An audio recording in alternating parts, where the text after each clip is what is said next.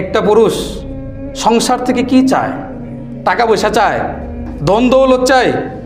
আপনাদের মধ্যে যারা বিয়ে শাদী করছেন ধন দৌলতের আশায়, সংসার থেকে কি, স্ত্রী থেকে টাকা পয়সা চায়? কি চায়? একটু মানসিক প্রশান্তি, একটু সুন্দর আচরণ।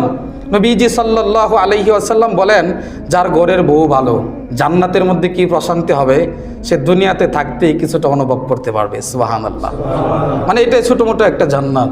আর যার ঘরের বউ বখিল, বেয়াদব, গায়রে মুআদ্দাব, জাহান্নামে কি আযাব হবে দুনিয়াতে থাকতেই কিছুটা টের পাবে।